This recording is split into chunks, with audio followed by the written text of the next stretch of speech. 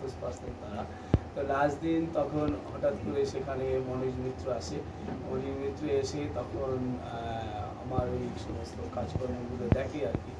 দেখার পরে তখন আমাকে এরকম পাশে বসিয়ে নিয়ে এরকম বললো যে তুমি করেছো এই কাজগুলো? তখন আমি বললাম যে হ্যাঁ এরকম হয়েছে, যা হয়েছে আর কি। এখন তখন মনোজ মিত্র কিটটা চাপিয়ে বললো দারুণ হয়েছে, সুন্দর হয়েছে কাজগুলো, কোথায় তুমি থাকো, কী করো? তখন ওই পরিচিতি আলাপ এগুলো হলো। তারপরে আরেকটি পর্বতেই পশ্চিমবঙ্গ নাট্য একাডেমির সহযোগিতায় আমাদের সদেকে ওকাকুড়া ভবন, হ্যাঁ ওকাকুড়াতে একটি ওয়ার্কশপ ছিল, সেখানে আমি ওয়ার্কশপ করিয়েছি এবং কোঅর্ডিনেটরও ছিলাম। সেখানেও মনির মিত্র গিয়েছিলেন। মনির মিত্র সেখানে উনি যাওয়ার পরে কাজকর্ম দেখার পরে খুব প্রশংসা করেছেন।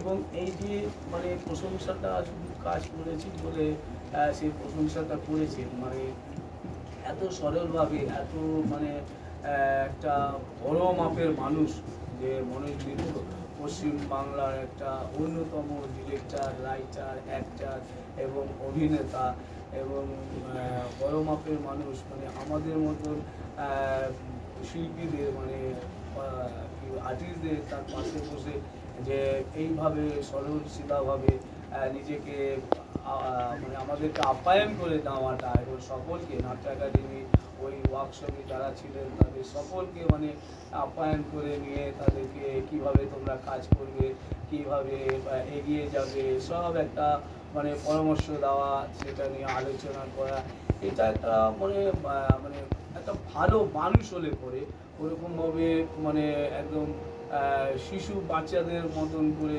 সকলকে যেন আমাদের বোঝাচ্ছে আর কি। সেই সময় খুব ভালো লেগেছিলেন। উনি আমাদেরকে ছেড়ে চলে গেলেন, যেখানেই থাকুন উনি ভালো থাকুন, সুস্থ থাকুন, ওরা যা নাটক আছে, যা কর্মকাণ্ড আছে, এইভাবে আমাদের মধ্যে উনি বেঁচে থাকুন।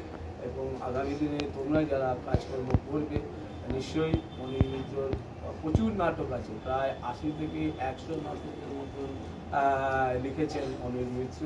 এবং আরেকটি খুব গুরুত্বপূর্ণ কথা বলেছেন যে যদি অডিয়েন্সের মঞ্চে তুমি আছো, যদি সামনে দেখো যে অডিয়েন্স এর মধ্যে একজন অভিনেতা বসে আছে, হ্যাঁ, তাহলে তুমি সেই তোমার পারফরমেন্স একদম সততা নিয়ে, সৎভাবে, মনে জোর দিয়ে ওই পারফরমেন্সটা ওই অডিয়েন্সের জন্য তুমি করবে।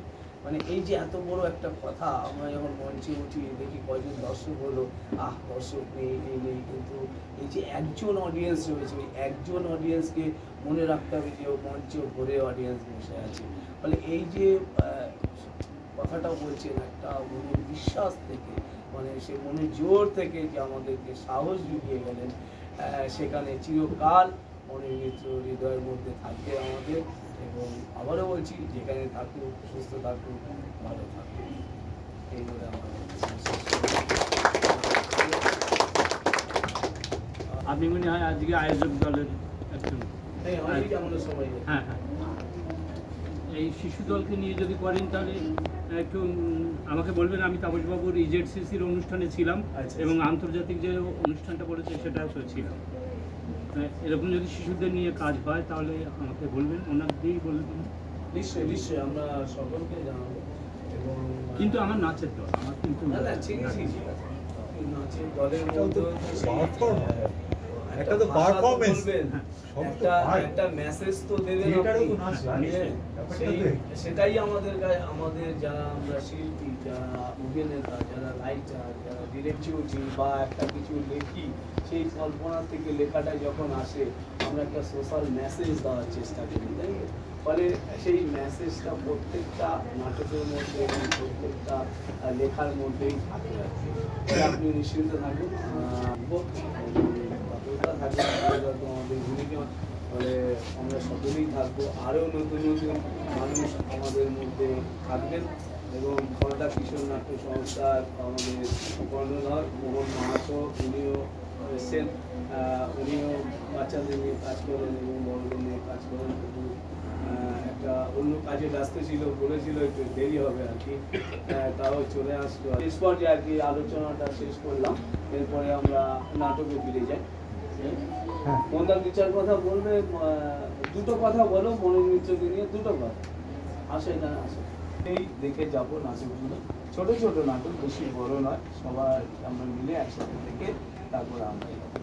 নমস্কার। মনোজ মিত্র স্যারকে নিয়ে বলার মতো আমার সেই দৃশ্যটা নেই। আচ্ছা, আমি জীবনে একটা প্রথম নাটক লিখেছিলাম চলো যাই মর্তলোকে। আমি ক্যালকাটা টেলিভিশনে ছিলাম, সে সময় ওনার বাড়িতে একটা ছিল। আমি নাটকটা লিখে ওনার বাড়িতে গেছিলাম, উনি খুব ব্যস্ত, তবুও আমার নাটকটা উল্টে উল্টে পড়ে বললো, হ্যাঁ লেখ, আরও ভালো করে লেখ। এই তিনটে কথা বলেছেন। ওনাকে আমরা আমাদের প্রোগ্রাম নিয়ে আসতাম অতিথি হিসেবে। ক্যালকাটা টেলিভিশনে যে প্রোগ্রামগুলো হতো এবার ওনার সাথে বসেছিল। উনি এমন একজন নাট্য ব্যক্তিত্ব, একজন শিক্ষক, ওনাকে বলা নাট্য জগতে বিরাট ক্ষতি। ওনার আত্মার শান্তি কামনা করি এই বলে আমার বক্তব্য।